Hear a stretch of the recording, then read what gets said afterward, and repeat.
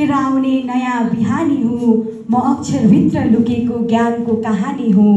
सही हातमा पर्दा सपना सजाउने साथी हुँ। गलत हातमा पर्दा सपना जलाउने आधी हुँ।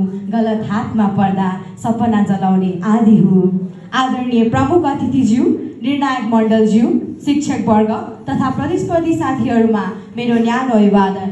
म सृष्टि दास नेपाल पुलिस स्कुल काभ्रेबाट आज केवल एक वक्ता मात्र बनेर उभिएकी छुइन। आज म आफै सूचना तथा सञ्चार प्रविधि बनेर तपाईहरूसँग कुरा गर्न आएकी छु।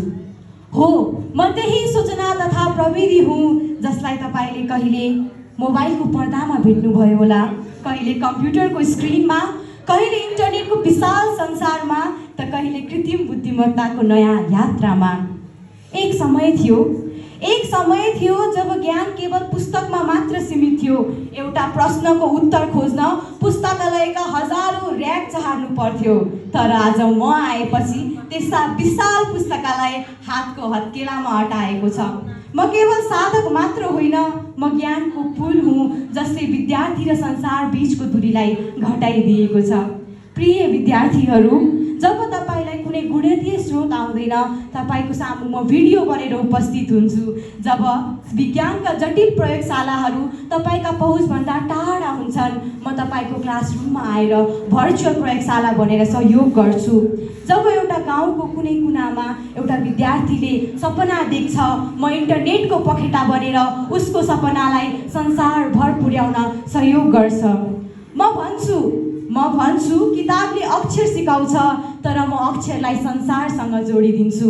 आजको युगमा शिक्षा भनेको केवल पाठ्य पुस्तक पढ्नु मात्र त होइन, शिक्षा भनेको खोज्नु, बुझ्नु, सृजना गर्नु र नयाँ यात्रामा नयाँ संसारसँग जोडिदिनु हो।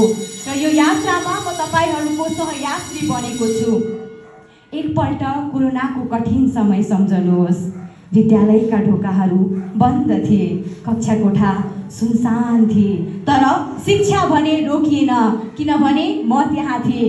म कहिले जुम बने, कहिले गुगल क्लासरुम बने, कहिले अनलाइन नोट र कहिले भिडियो बने। मैले विद्यालयका भित्ताहरूलाई डिजिटल आकाशमा रूपान्तरण गरिदिएँ। तर म एउटा सत्य पनि स्वीकार्न चाहन्छु, म नदी जस्तै छु। गतिमा बगिरह्यो भने जीवन दिन्छु, तर नियन्त्रण गुमाउँदा बाढी पनि ल्याउँछु। मलाई सही रूपमा प्रयोग गर्नेहरूको जीवनमा दीप जलाउँछु, तर मलाई गलत रूपमा प्रयोग गर्नेहरूको समय चोर्ने चोर पनि बन्न सक्छु। म देख्छु कतिपय विद्यार्थीहरू पढ्न भनेर मोबाइल खोल्छन्, तर सामाजिक सञ्जालको भिडमा हराउँछन्। उनीहरू ज्ञानको खोजमा त निस्कन्छन्, तर यो सामाजिक सञ्जालको भुलभुलैयामा हराउँछन्। किन हो त्यस्तो थाहा भएन।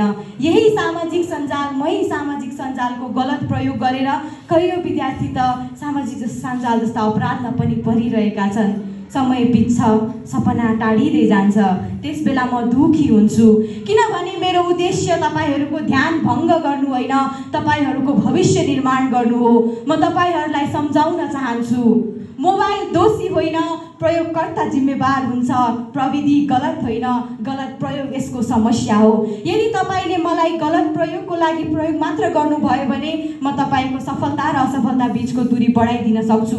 तर यदि मलाई तपाईले अनुसन्धान र खोजको लागि प्रयोग गर्नुभयो भने म विश्वका जुनसुकै विश्वविद्यालय पुस्तकालयसम्म पुग्ने अवसर तपाईहरूलाई नै प्रदान गर्छु।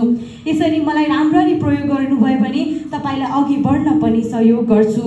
प्रिय साथीहरू, म यहाँ शिक्षकको स्थान लिन आएको होइन, म शिक्षकको सहयोगी बन्न आएको हो। शिक्षकले प्रेरणा दिनुहुन्छ, म त्यसलाई विस्तार गर्छु। त्यसैले मेरो प्रयोग गर्नुहोस्, मेरो दास नबन्नुहोस्, मलाई साथी बनाउनुहोस्, मालिक होइन, मलाई ज्ञानको ढोका खोल्ने सूत्र बनाउनुहोस्। अन्त्यमा म सूचना तथा प्रविधि एउटा आग्रह गर्न चाहन्छु। जब मोबाइल खोल्नुहुन्छ, आफ्नो लक्ष्य सम्झनुहोस्।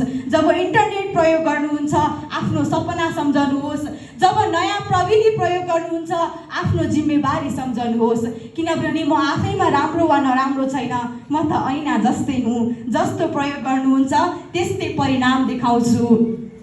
कलमको साथी हुँ, ज्ञानको ज्योति हुँ, सही हातमा पर्दा भविष्यको शक्ति हुँ, सही हातमा पर्दा भविष्यको शक्ति हुँ। गलत बाटो रोज्यो भने सपनामा धुलो पनि छर्न सक्छु। धन्यवाद।